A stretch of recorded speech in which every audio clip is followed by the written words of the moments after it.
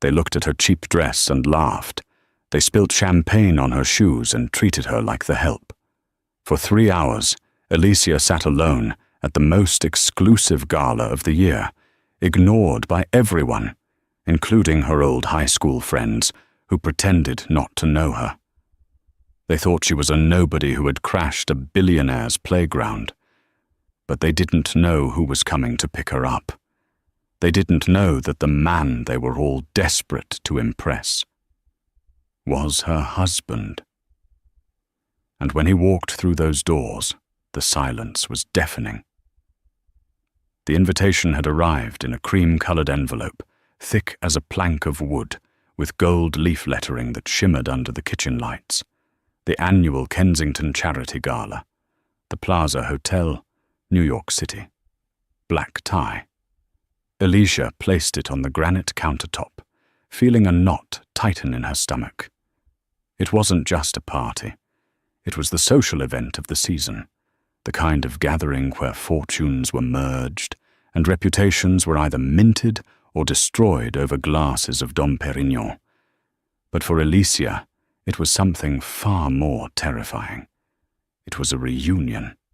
"You don't have to go," Alexander said, walking into the kitchen. He was dressed in a simple grey t-shirt and sweatpants, his dark hair still damp from a shower. To the rest of the world, Alexander was a ghost, a man who moved billions through tech infrastructure and silent acquisitions, but rarely showed his face on the cover of Forbes. He preferred it that way. Alicia sighed, running a finger over the embossed lettering. "Victoria will be there. And Bella. I haven't seen them since graduation." "Victoria?" Alexander frowned, pouring himself a coffee. "The one who made your junior year a living hell." "The very same," Alicia said with a dry laugh. "She's the chairwoman of the committee this year. If I don't go, she'll spin it. She'll tell everyone I was too ashamed of my life to show up. You know how she is. She thrives on the narrative that I failed." Alexander set his mug down, his expression hardening. He walked over and wrapped his arms around her waist, resting his chin on her shoulder. "Then go. Hold your head up high. You have nothing to prove to them, Alicia. You built a life. You're happy. That's more than they can say." "I know," Alicia whispered. "But we agreed to keep us private. If I go, I can't exactly wear the flashing neon sign that says, 'Billionaire's Wife.' I want them to treat me with respect, because I'm a human being, not because of your bank account." Alexander kissed her cheek. "Then go as yourself. If they can't respect you for who you are, they don't deserve to know who you've become. I'll join you later. I have that conference call with the Tokyo board until 9. Promise you'll come? Try and stop me." 3 days later, Alicia stood at the entrance of the Plaza Hotel. The air smelled of expensive perfume and exhaust fumes. A line of black SUVs and limousines stretched down Fifth Avenue, depositing women in gowns that cost more than most people's cars. Alicia smoothed down her dress. It was a vintage piece she had found in a small boutique in Paris years ago. A simple, midnight blue silk slip dress. It didn't have sequins.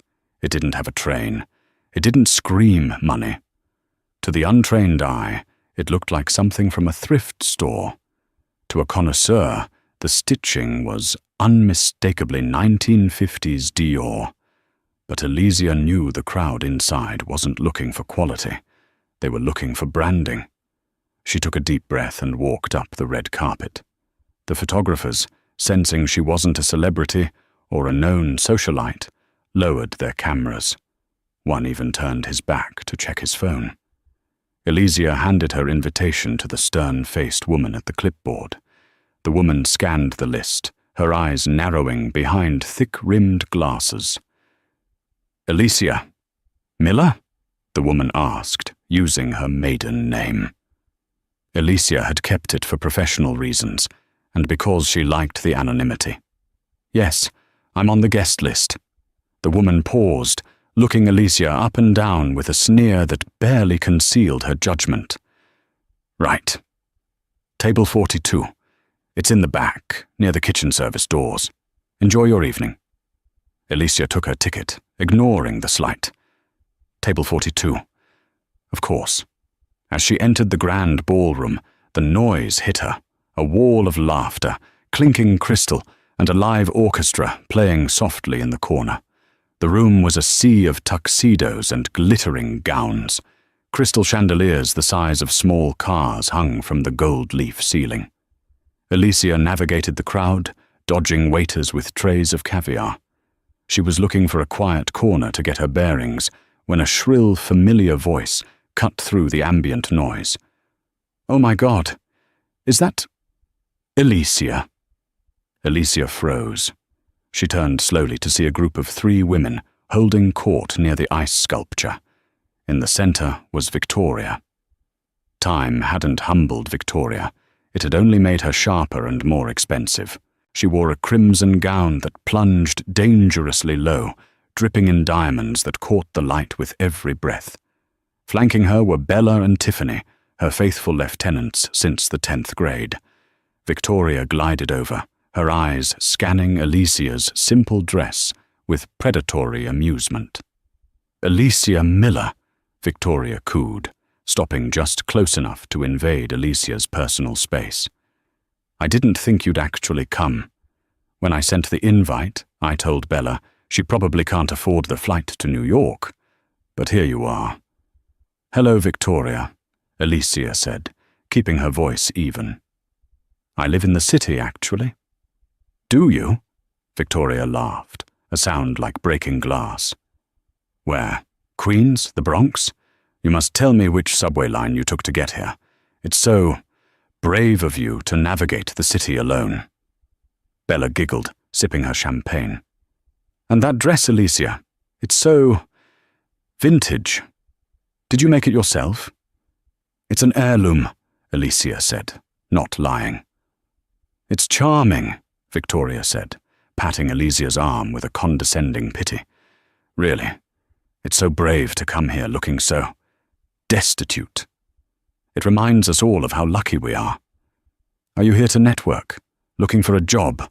My husband's firm is hiring receptionists. I could put in a good word." "I'm not looking for a job, Victoria.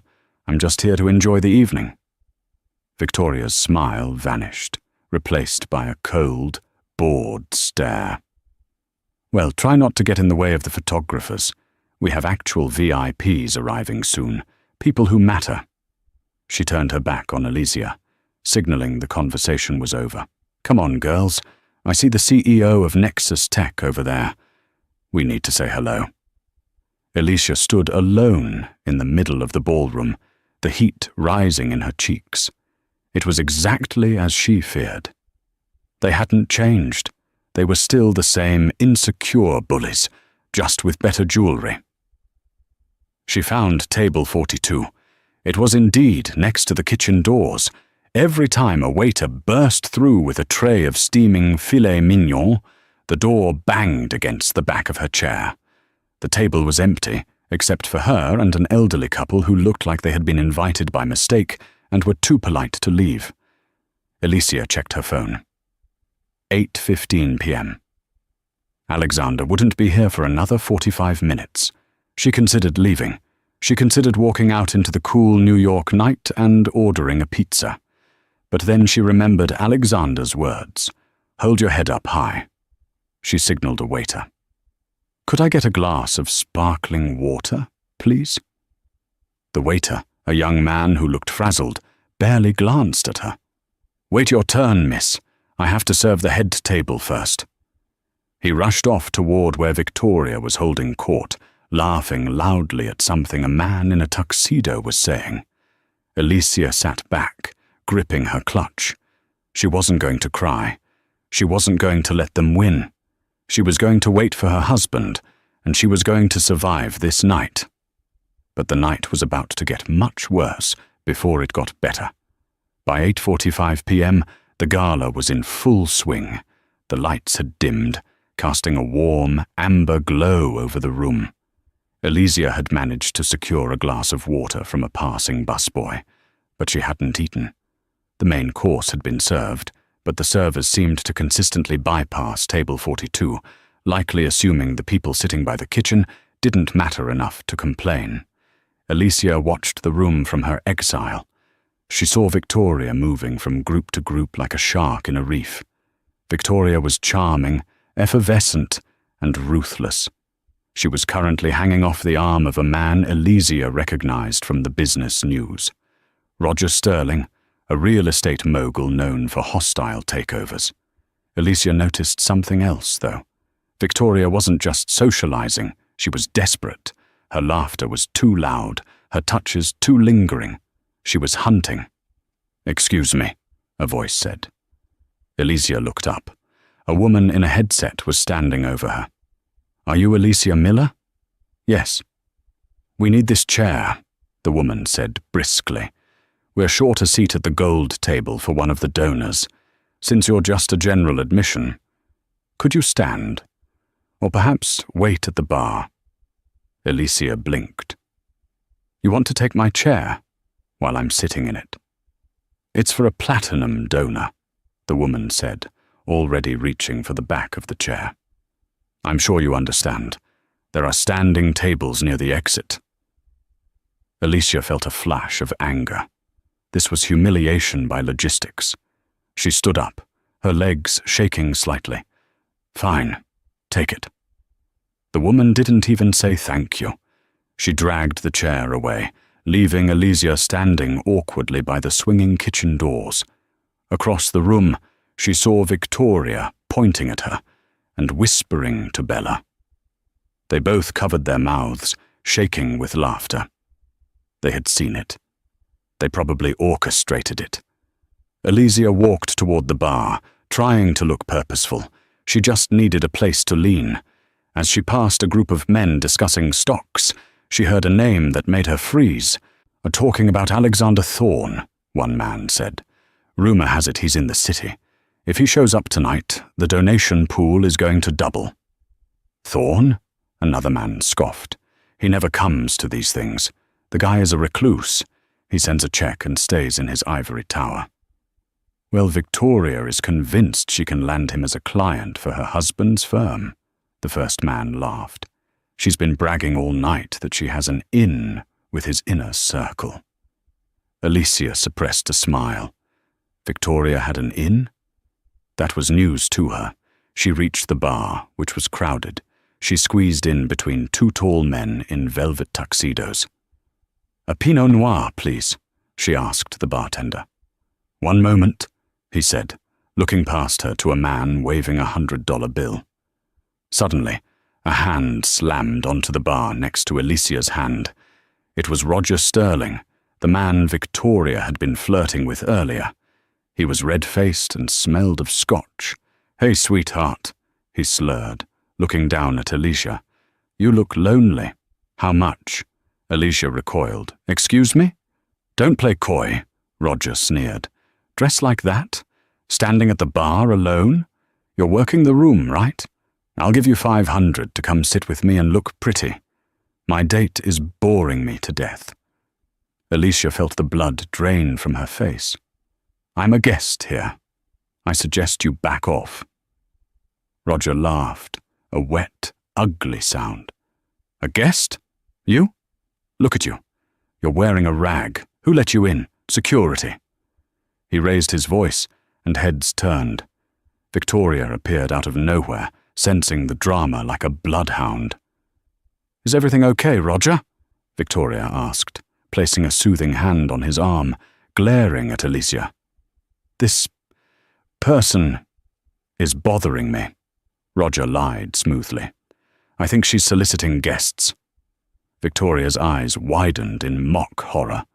She turned to Elysia, her voice projecting so the surrounding tables could hear. "Elysia! Oh my God! I knew you were struggling, but I didn't think you'd stoop to this. Soliciting at a charity gala. Have you no shame?" The room went quiet. The orchestra seemed to stop. Dozens of eyes fixed on Elysia, judging, disgusted, amused. "I didn't do anything," Alicia said, her voice trembling with rage.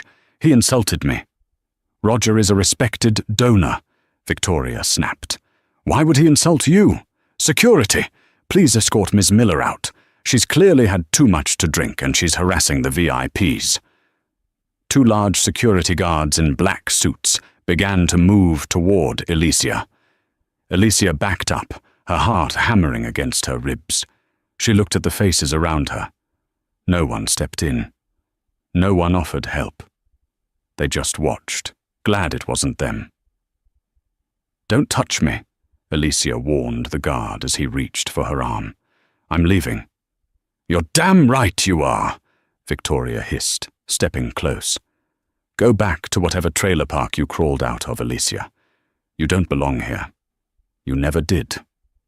Alicia turned to the door, tears stinging her eyes. She had failed. She had tried to be dignified, and they had crushed her. She just wanted to get to the curb, call an Uber, and vanish. She reached the massive double doors of the ballroom just as they swung open. But she couldn't get out. Because someone was walking in. A wall of flashbulbs erupted from the hallway, blinding everyone near the entrance. The chaotic chatter of the paparazzi outside roared like a wave. "Mr. Thorne! Mr. Thorne!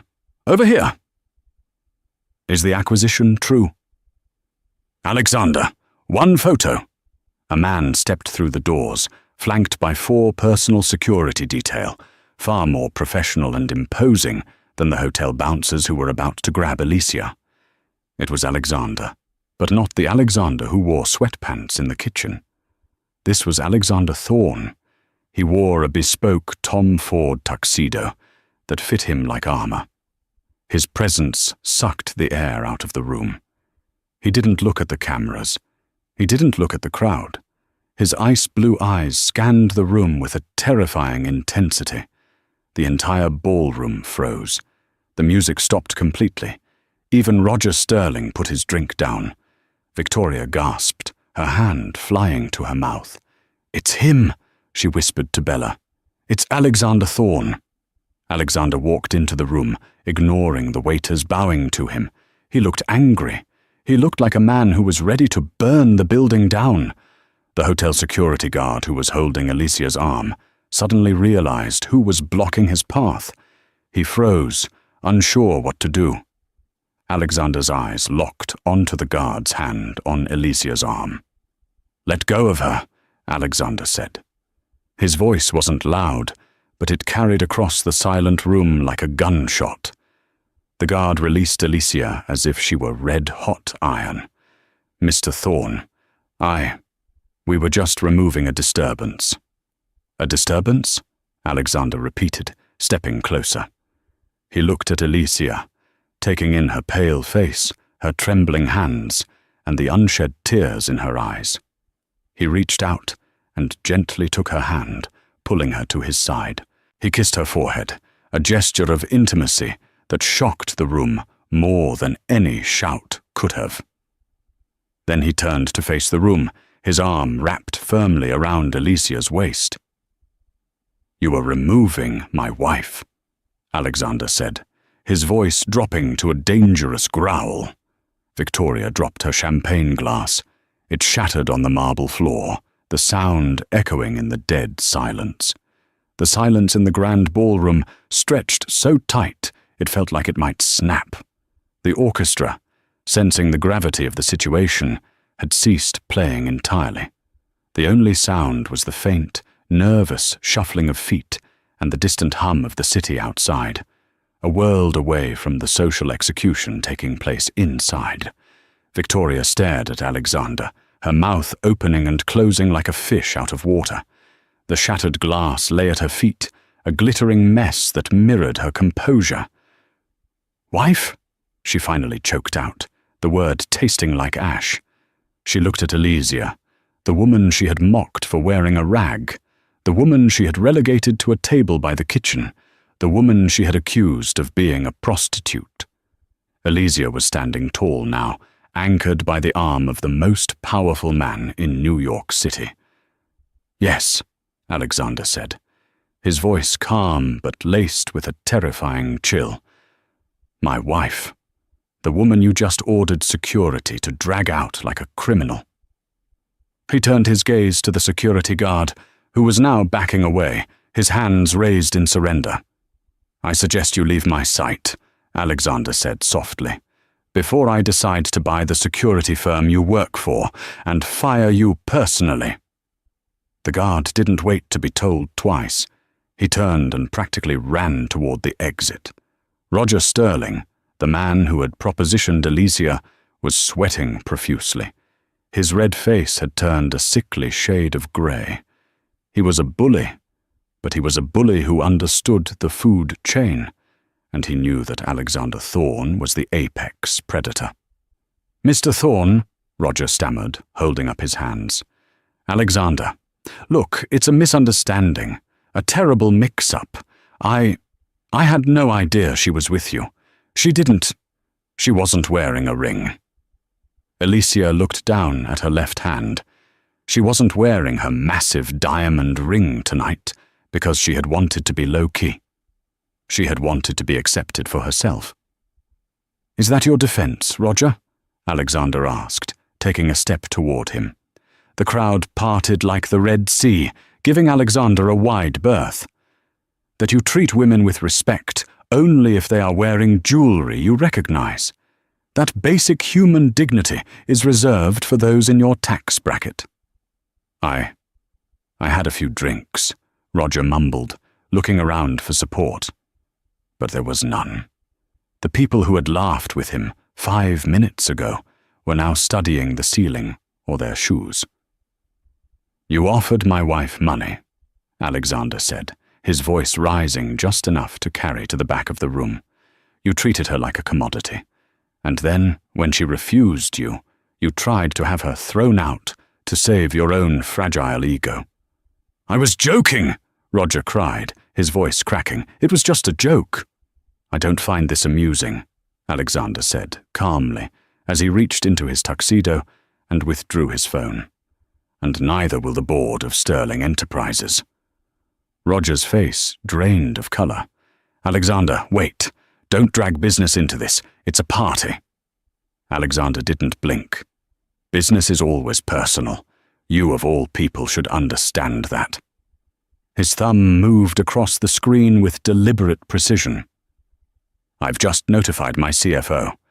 Thorne Holdings currently insures your 3 largest construction projects in Manhattan. Effective immediately, that coverage is being terminated under the Ethical Conduct Clause. Roger sucked in a sharp breath. You can't. Everything shuts down without insurance. I'll bleed millions by tomorrow. Then you'd better start budgeting, Alexander replied coolly, slipping the phone away. Or try borrowing from the people in this room.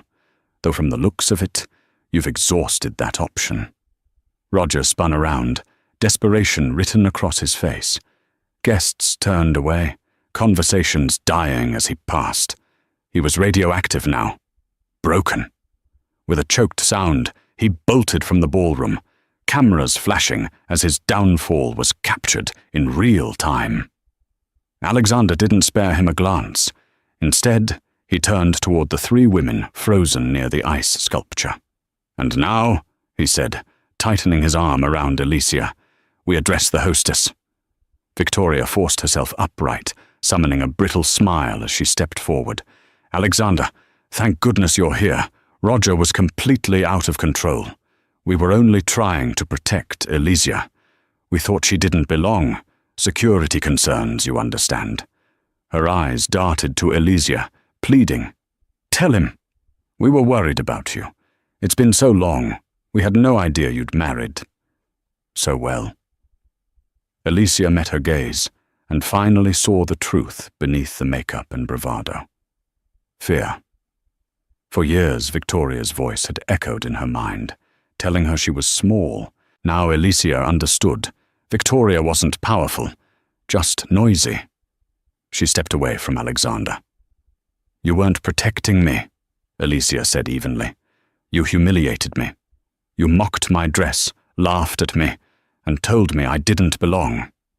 You took my seat because you decided I didn't matter." I never said that," Victoria lied, looking around at the guests. "She's imagining things. Poor Alicia. She always was a bit sensitive." "There are cameras," Alicia said, pointing to the ceiling. "The hotel has security footage, and there are witnesses. The waiter at table 42 heard you. The bartender heard Roger." Victoria's smile faltered. "But that's not what hurts, Victoria," Alicia continued, taking a step closer. "What hurts is that for 10 years, I thought there was something wrong with me because people like you didn't accept me. But tonight, I realized something. You didn't reject me because I was less than you. You rejected me because you're empty. You fill that emptiness with diamonds and galas and cruelty, but it's never enough, is it?" "How dare you!" Victoria hissed, her mask slipping. "You come into my gala, on my night, and lecture me. You're nobody, Alicia. Without him," she pointed a manicured finger at Alexander, "you are nothing." Alexander moved to step in, but Alicia held up a hand to stop him. "You're right," Alicia said softly. "I am nobody to you. But you're forgetting something about this gala, Victoria. It's a charity event for the Children's Hospital, a hospital that is currently struggling to build its new cancer wing." "Yes," Victoria sneered. "And thanks to my hard work, we've raised $2 million tonight. What have you done besides marry a checkbook?" Alicia smiled. It was a genuine smile this time.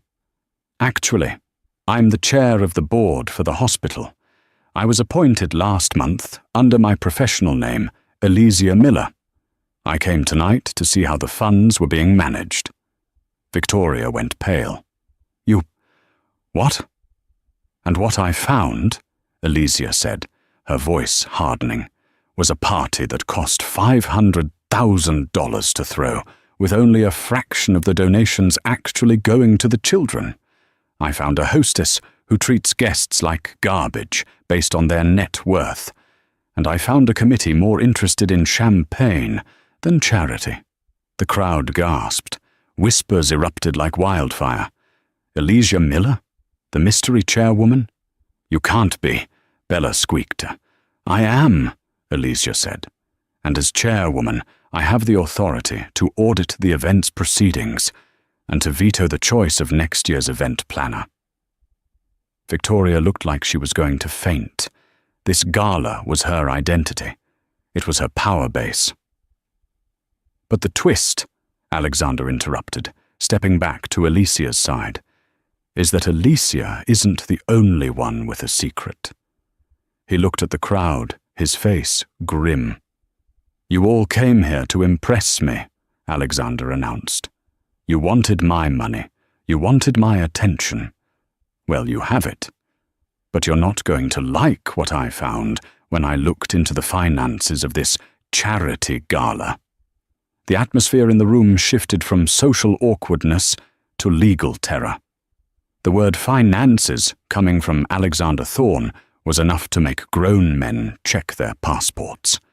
Alexander signaled to one of his security detail, a man with a briefcase handcuffed to his wrist.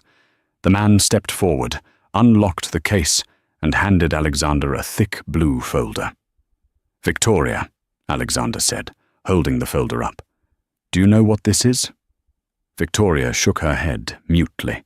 She was clutching Bella's arm so hard that Bella was wincing. "This is a forensic accounting report of the Kensington Gala Fund for the last 5 years, Alexander said. He opened the folder, scanning the first page. Alicia told me she was worried about the overhead costs. So, being a supportive husband, I had my team take a look this afternoon. He looked up, his eyes boring into Victoria. Imagine my surprise when I found that 30% of the donations, money meant for sick children, was being funneled into a consulting firm called V Events LLC. The crowd erupted. "That's a lie!" Victoria screamed, finding her voice. That's a consulting fee for organizing the event. It's standard practice." 30% is not standard, Alexander countered calmly, especially when V Events LLC is registered to a residential address in the Hamptons. Your address, Victoria. "Thief!" someone shouted from the back of the room. "We donated $50,000. Another woman cried out, looking furious. "It gets better," Alexander continued, flipping a page. "Or worse, depending on your perspective. It seems that the catering budget was inflated by 400%. The company providing the food, owned by your husband's brother. The florist? Your cousin. You haven't been running a charity, Victoria. You've been running a family piggy bank." Victoria looked around, seeking an ally. "He's lying. He's just trying to humiliate me because I was mean to his wife. It's a vendetta." She ran toward the man she had been bragging about earlier, the CEO of Nexus Tech. "David, you know me. You know I wouldn't do this. Tell him." David, a stern-looking man with silver hair, stepped back from her as if she were contagious. "If Thorne's analysts say the numbers are off, Victoria, the numbers are off. I want my donation returned. Immediately." "Me too. And me." The room turned into a mob. These were rich people. They didn't mind losing money on bad stocks, but they hated being scammed, and they hated being embarrassed. Victoria had made them all accessories to fraud.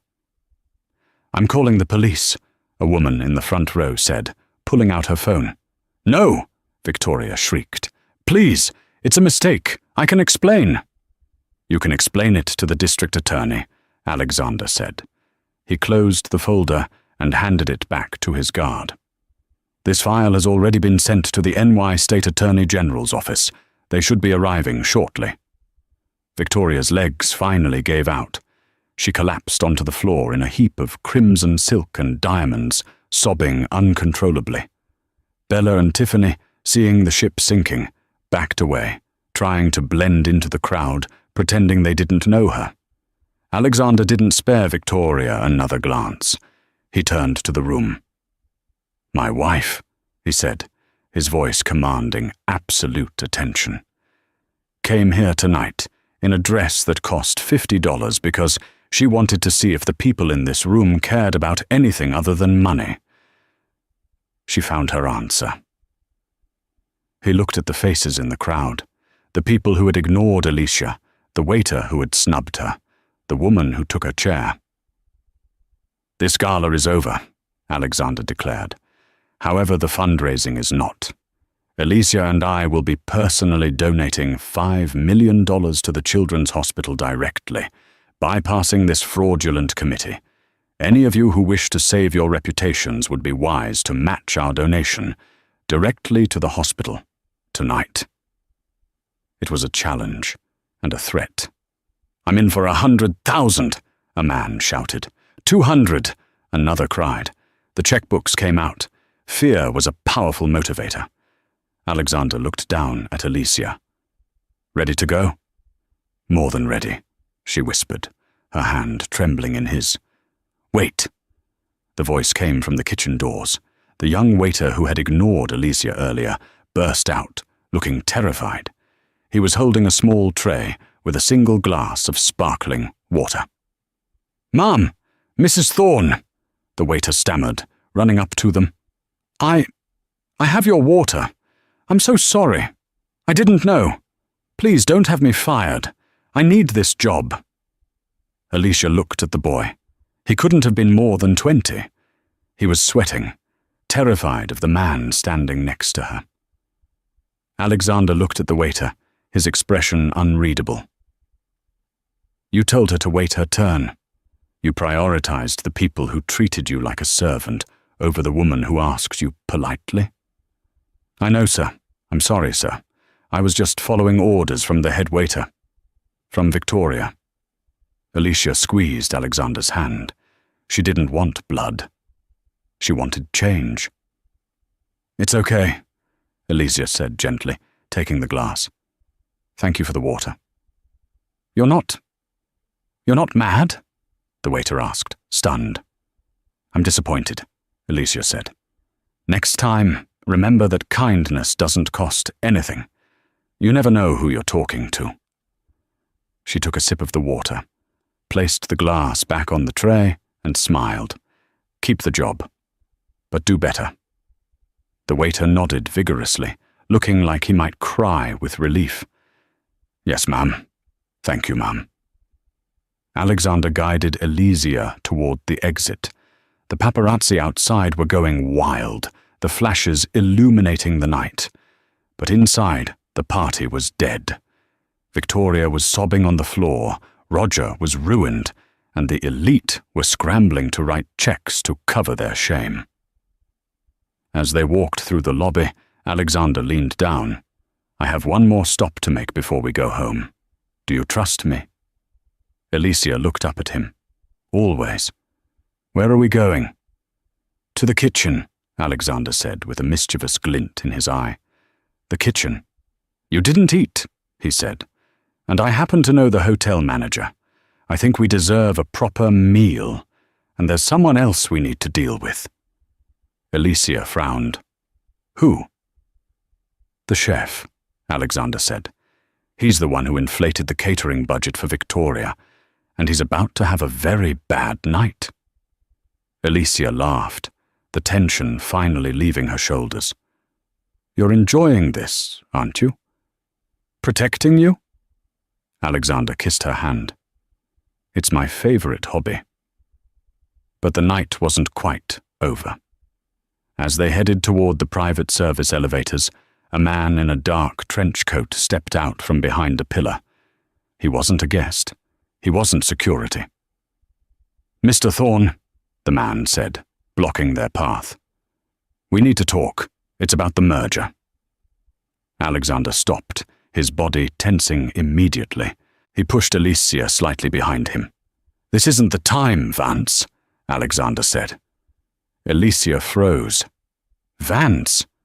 That was the name of Alexander's estranged business rival, the man who had vowed to destroy Thorne Holdings.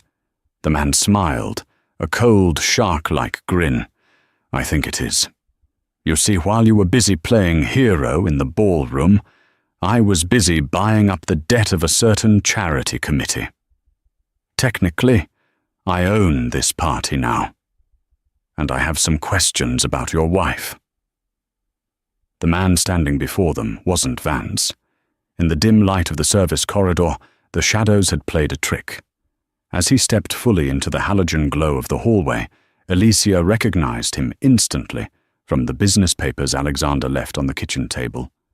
Calloway was a corporate raider of the old school, a man who bought struggling companies, stripped them of their assets, fired the workers, and sold the empty husks for profit. He was the antithesis of everything Alexander stood for. Calloway, Alexander said, his posture shifting. He didn't look frightened. He looked bored, like a man forced to deal with a persistent telemarketer. Preston chuckled, adjusting the cuffs of his Italian suit. Charity is a tax write-off, Alexander. We both know that. But I'm not here for the gala. I'm here for the opportunity you just created. He gestured toward the ballroom doors, where the sound of panicked guests was still audible. You just imploded the Kensington Gala, Preston said, a smirk playing on his lips. Victoria is finished. The committee is liable for millions in fraud. And do you know who holds the promissory notes for the venue, the catering, and the event insurance? A shell company I acquired this morning. Elysia felt a cold chill. Preston had set a trap. So, Preston continued, stepping closer. Technically, the debt that Victoria owes, she now owes to me. And since she can't pay, I own the rights to the charity's assets, including the land the children's hospital is built on. It was collateral in the original charter. Elysia gasped. You can't be serious. That land belongs to the city. Check the fine print, Mrs. Thorne, Preston said, his eyes sliding to her with dismissive arrogance. The charity holds the deed, and I effectively own the charity now. I'm thinking of bulldozing the hospital. The land is prime real estate. Condos would look much better there." "You monster," Alicia whispered. "It's just business," Preston shrugged. "But I'm a reasonable man. I'm willing to forgive the debt and save the hospital. In exchange for one thing." He looked at Alexander. "The merger. Sign over the lithium mines in Nevada to Callaway Industries. Tonight." Alexander stared at him. The silence stretched for 10 seconds. Then Alexander started to laugh. It wasn't a nervous laugh. It was a deep, genuine laugh of amusement. "Preston," Alexander said, shaking his head, "you always were a checkers player in a chess world." Preston's smile faltered. "Excuse me?" "You bought the debt this morning?" Alexander asked. "From a holding company called Apex Liability Solutions?" "Yes," Preston said, his eyes narrowing. "How did you know the name?" "Because I own Apex Liability Solutions," Alexander said simply. Preston froze. "What?" "I knew Victoria was running a scam months ago," Alexander explained, his voice smooth and deadly. "I knew she would eventually crash. So, I set up a shell company to buy up all her bad debt. I wanted to control the fallout when she finally went down." Alexander took a step forward, towering over the shorter man. "So, when you bought that debt this morning, you bought it from me. And if you read the contract you signed in your haste to corner me, you'll see Clause 14B. Preston pulled his phone out, scrolling frantically through a document. His face went pale. "Clause 14B, Alexander recited from memory. "In the event of a conflict of interest or criminal investigation regarding the primary debtor, all assets revert to the original seller at a cost of $1. Alexander smiled. "Since I just exposed Victoria's criminal activity, the debt reverts to me. You just paid me $50 million for the privilege of holding a piece of paper for 6 hours. And now I'm taking the hospital back. For $1. Alicia watched Preston's face crumble. The arrogance vanished, replaced by the sheer horror of a man who had just lost a fortune. You set me up," Preston whispered. "I just let you be yourself, Preston," Alexander said. "Greed makes people blind. Now get out of my hotel, before I call security and have them toss you out with the rest of the trash." Preston stood there for a moment, shaking with rage, but he knew he was beaten. He had been outplayed by a man who was 10 steps ahead. Without a word, he turned and stormed down the hallway, cursing into his phone. Alicia looked at Alexander, her eyes wide. "Did you really do all that?" "I told you," Alexander said, loosening his tie. "I don't like bullies, and I don't like people threatening my wife's hospital." He offered her his arm again.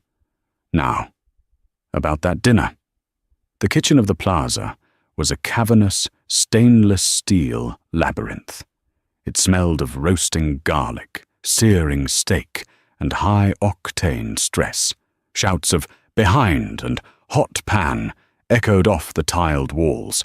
Alexander and Alicia walked in through the service doors, unnoticed at first in the chaos. At the center of the storm was Chef Gautier. He was a massive man in a pristine white coat, his face purple with rage. He was currently screaming at a young female sous chef who was scrubbing a copper pot. "Garbage!" Gautier yelled, throwing a towel at her. "You call this a reduction? It tastes like dishwater. Do it again. And if you waste any more wine, I will deduct it from your paycheck." The young woman kept her head down, tears streaming down her face, scrubbing harder. "Yes, chef. Sorry, chef." "And where is the lobster?" Gautier bellowed, turning to the rest of the line. "The guests are waiting. Why are you all so incompetent?" "Excuse me," Alexander's voice cut through the noise. Gautier spun around.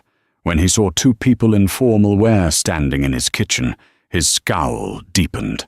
"Get out," Gautier barked. "No guests in the kitchen. This is a workspace. Who let you in? Security." "I don't think security is coming, chef," Alicia said, stepping forward. She recognized the dynamic immediately. She had worked in diners and restaurants to put herself through college.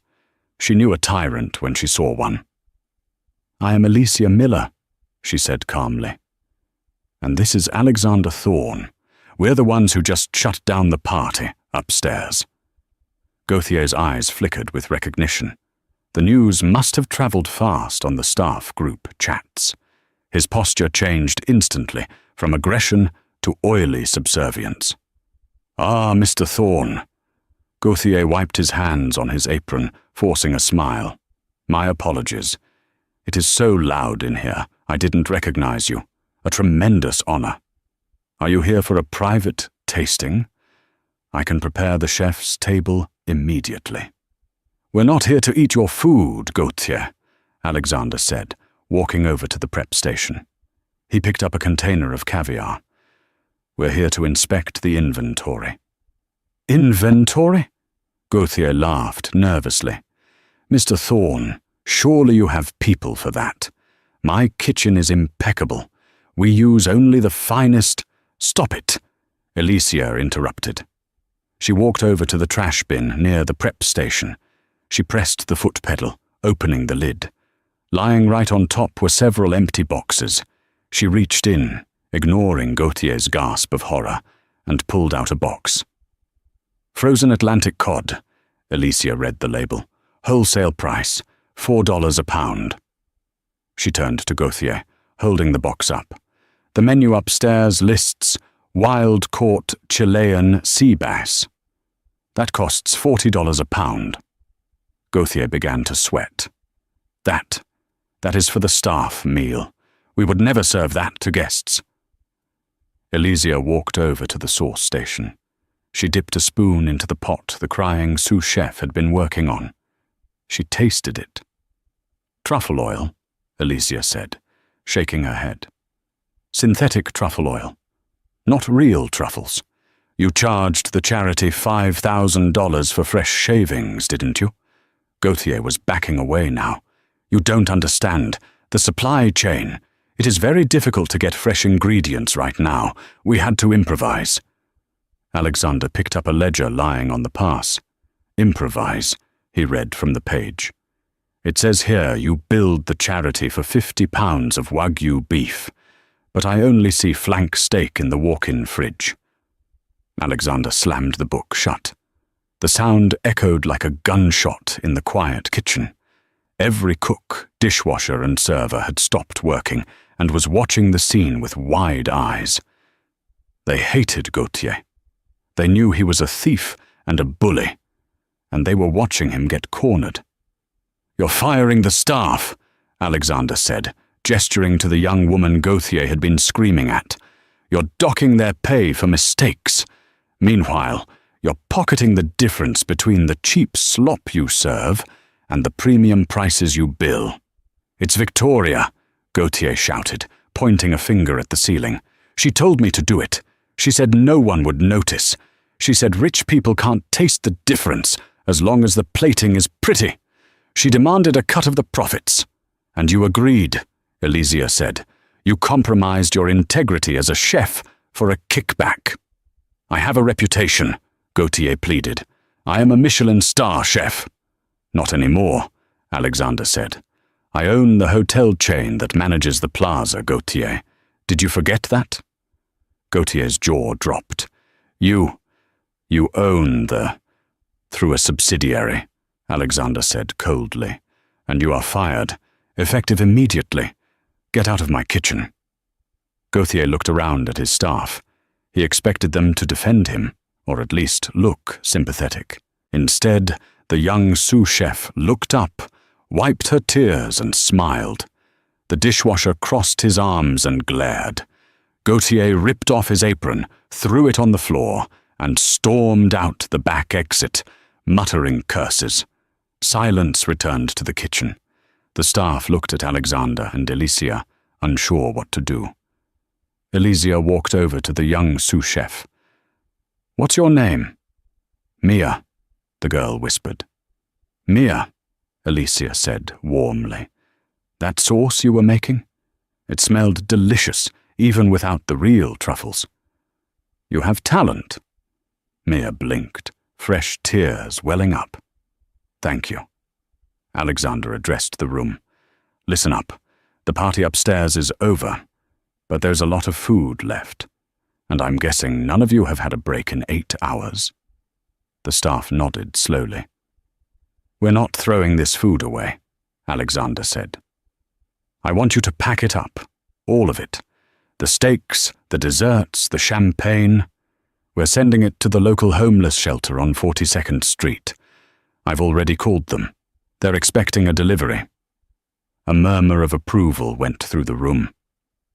"But first," Alexander said, looking at Alicia, "my wife and I are starving. Mia, do you think you could make us 2 grilled cheese sandwiches? And maybe some tomato soup?" Mia's face lit up. "Yes. Yes, sir. I make the best grilled cheese."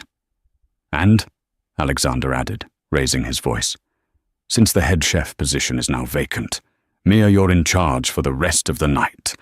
Double-time pay for everyone on this shift." The kitchen erupted in cheers. The applause was louder and more genuine than anything that had happened in the ballroom upstairs. Alexander and Alicia sat at the small chef's table, a simple metal counter in the corner. 10 minutes later, Mia brought them 2 perfect golden-brown grilled cheese sandwiches and steaming bowls of soup. It wasn't caviar, it wasn't lobster.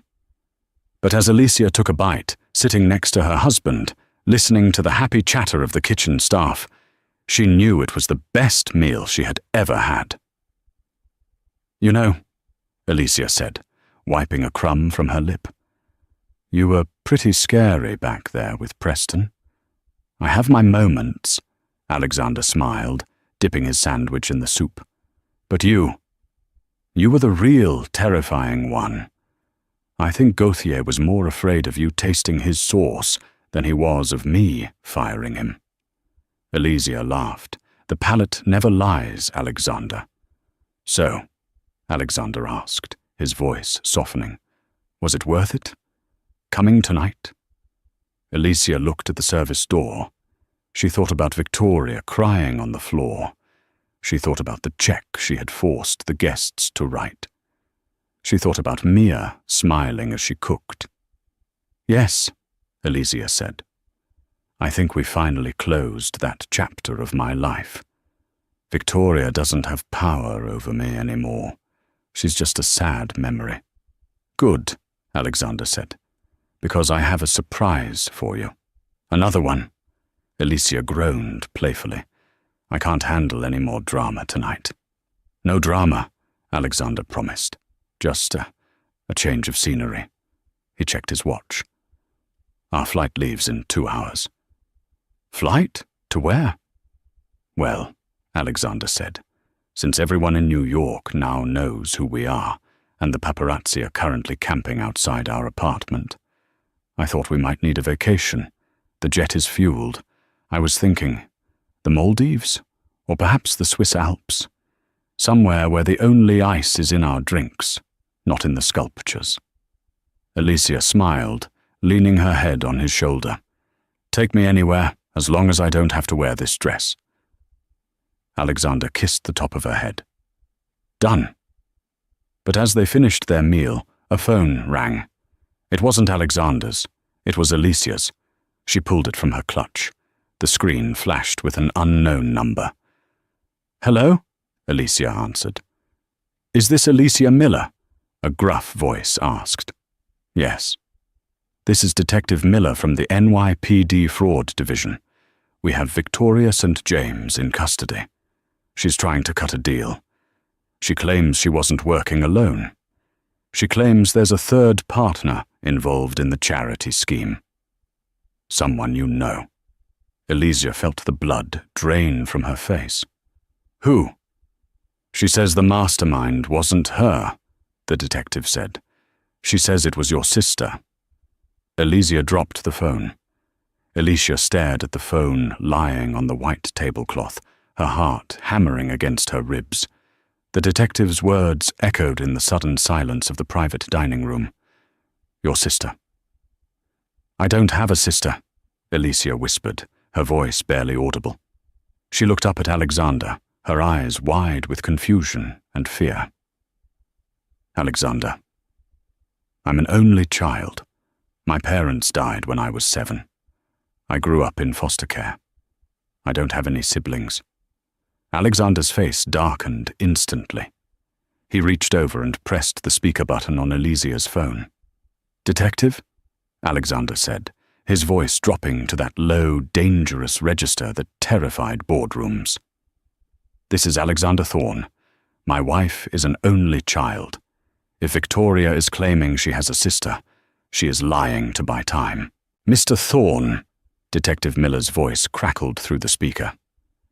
"We suspected as much, but Victoria provided documents. We have a birth certificate and a driver's license for a Jessica Miller. She's listed as the co-signer on the V Events LLC bank accounts, the accounts where the stolen millions were transferred." Alicia gasped, a hand flying to her mouth. "Jessica. Jessica was my imaginary friend." Alexander looked at her, his brow furrowed. "What?" "In the group home," Alicia explained, her voice trembling. "I was lonely. I invented a sister named Jessica to talk to. I wrote letters to her in my journal. Victoria. She stole that journal when we were roommates freshman year. She used to read it out loud to mock me." Alexander's eyes went cold. It wasn't just financial fraud, it was psychological warfare. Victoria hadn't just stolen money. She had weaponized Alicia's childhood trauma to create a scapegoat. "She kept your old data," Alexander realized aloud. "She's been sitting on this for a decade, waiting for a scam big enough to need a fall guy.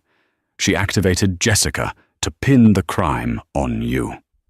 He turned back to the phone. "Detective, hold her. We're coming down. And bring the fraud unit." The drive to the precinct was a blur of rain-slicked streets and flashing lights.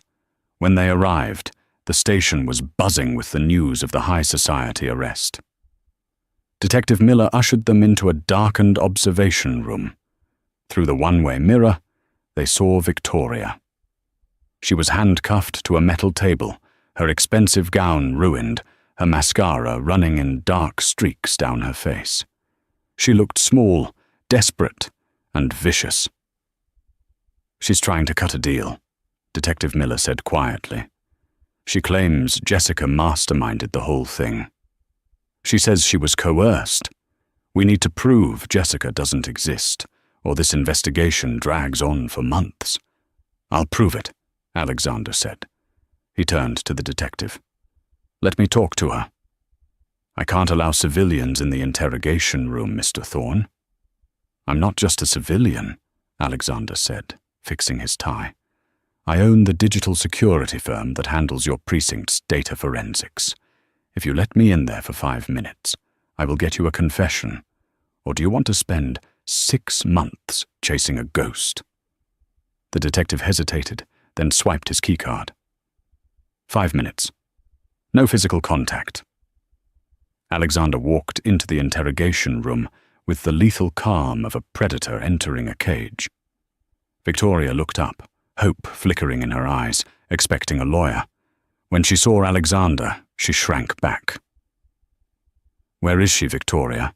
Alexander asked, leaning against the doorframe. "Where is who?" Victoria feigned ignorance, though her voice shook. "Jessica," Alexander said. "My wife's sister. You say she's the mastermind. I'd like to meet her." She's in hiding," Victoria stammered. "She forced me to do it. Alicia knows. Alicia knows how dangerous she is." Alexander laughed, a dry, humorless sound. He walked to the table and slammed a folder down. It was a prop, empty inside, but Victoria didn't know that. "My security team just raided your storage unit in Queens," Alexander bluffed smoothly. We found the laptop you stole from Alicia 10 years ago.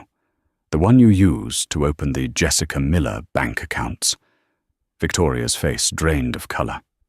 And here is the problem with old technology, Victoria. Alexander lied, leaning in close. That laptop has a webcam, and modern forensics can recover activation footage. We have video of you, in your dorm room, opening those accounts using Alicia's stolen ID. It was a gamble, but Alexander knew his opponent. Victoria was a coward who relied on secrets. When the secrets were exposed, she had no spine left. Victoria slumped in her chair, the fight leaving her body. "I just wanted to be safe," she whispered, tears spilling over. "I needed a fallback. Alicia was always the victim. I knew if I used her name, people would believe she was desperate enough to steal." "So you admit it," Alexander said, his voice hard. "There is no Jessica. It was you, all of it." Victoria nodded, sobbing into her hands. "Yes, it was me. Just don't show the video, please." Alexander looked at the mirror. "Did you get that, Detective?" The door buzzed open. Detective Miller walked in, handcuffs in hand. "Loud and clear. Victoria St. James, you are charged with grand larceny, identity theft, and obstruction of justice." Alexander turned and walked out without looking back, leaving Victoria alone with the consequences of her own cruelty. On the other side of the glass, Alicia watched the arrest. Finally exhaling a breath she felt like she had been holding for 10 years. The ghost of her past was gone. And that is the story of how one woman's quiet dignity brought down an empire of lies. Alicia proved that your worth isn't determined by the price of your dress or where you sit at a party, but by the integrity of your character. Victoria had all the money and connections in the world, but in the end, she had nothing because she built her life on stepping on others. It's a powerful reminder that the truth always has a way of coming out, usually when you least expect it. If you enjoyed this story of justice and karma, please hit that like button, subscribe, and turn on the notification bell.